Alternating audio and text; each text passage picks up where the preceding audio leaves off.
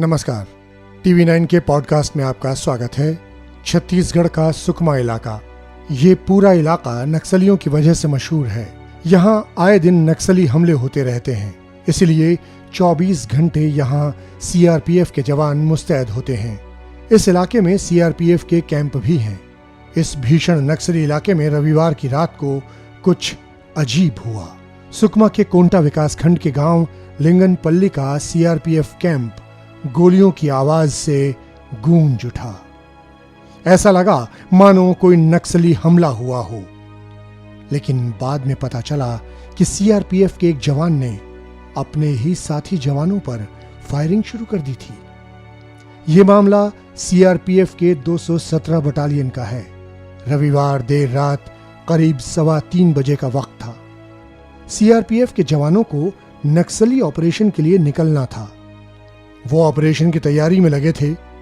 तभी सीआरपीएफ के एक जवान रितेश रंजन ने अपने साथी जवान की AK-47 अपने हाथ में उठा ली और उसने साथी जवानों पर अंधाधुंध फायरिंग शुरू कर दी। इस फायरिंग में 2 जवानों की मौके पर ही मौत हो गई।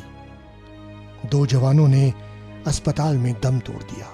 कुछ जवानों की हालत अब भी गंभीर है, उनका इलाज चल रहा है। सवाल है कि आखिर ऐसा क्या हुआ था कि सीआरपीएफ का जवान अपने ही साथियों की मौत का प्यासा हो गया। नक्सली ऑपरेशन से ठीक पहले ऐसा क्या हुआ था कि उसने अपने ही साथियों पर गोलियों की बौछार शुरू कर दी। इस घटना से सीआरपीएफ के बड़े अधिकारी स्तब्ध हैं। नमस्कार, आप सुन रहे हैं टीवी 9 पॉडकास्ट और मैं हूं निधिकांत पांडे। सोमवार सुबह की ये बड़ी खबर रही। सुकमा के सीआरपीएफ कैंप में एक जवान ने अपने ही साथी जवानों को गोलियों से भून डाला। हमले में 4 जवानों की मौत हो गई। 3 जवान गंभीर तौर से जख्मी हुए। जब घटना की पड़ताल की गई तो पता चला कि जिस जवान रितेश रंजन ने अपने साथी जवानों पर गोलियां बरसाई थीं, वो मानसिक तौर पर बीमार था। रितेश की मानसिक स्थिति को देखते हुए उससे उसका हथियार वापस ले लिया गया था, लेकिन फिर भी अनहोनी को रोका नहीं जा सका। रितेश ने अपने साथी जवान की बंदूक उठाकर फायरिंग शुरू कर दी।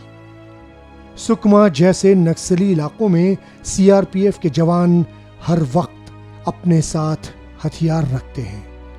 किसी भी वक्त हमले के अंदेशे को देखते हुए उन्हें हमेशा अपने साथ AK-47 जैसे हथियार रखने की इजाजत दी जाती है। सिर्फ रितेश रंजन जैसे मामलों में जवानों से उनका हथियार वापस लिया जाता है। रितेश से भी उसका AK-47 वापस ले लिया गया था। बताया जा रहा है कि पिछली रात को ही रितेश की अपने साथियों के साथ कुछ कहासुनी हो गई थी। इसी के बाद उसने रविवार रात को इस वारदात को अंजाम दिया। सीआरपीएफ के बड़े अधिकारियों के सामने बड़ा सवाल खड़ा हो गया है। क्या ऐसी किसी घटना से पहले कोई फैसला लेकर इसे रोका नहीं जा सकता था?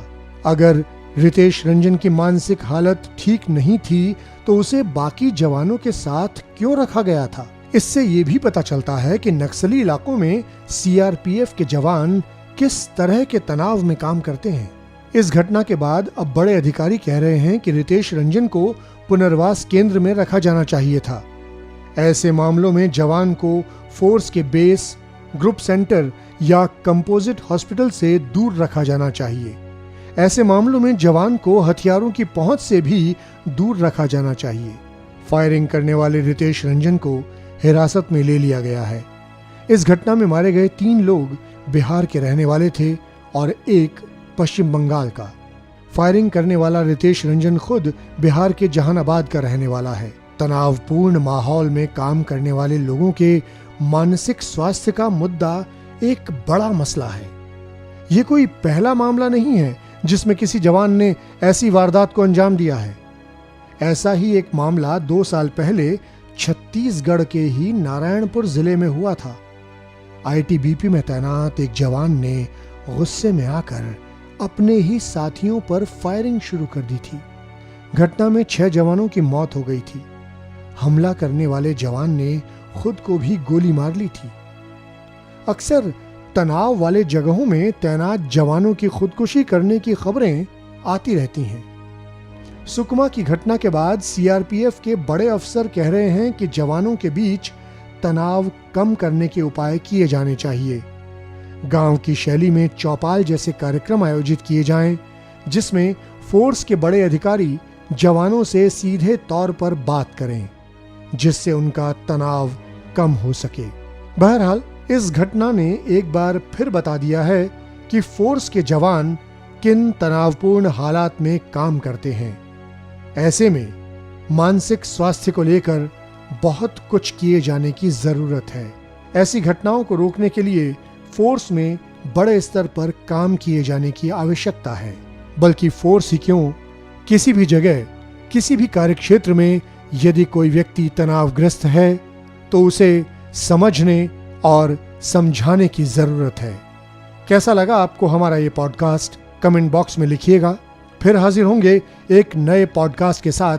नमस्कार।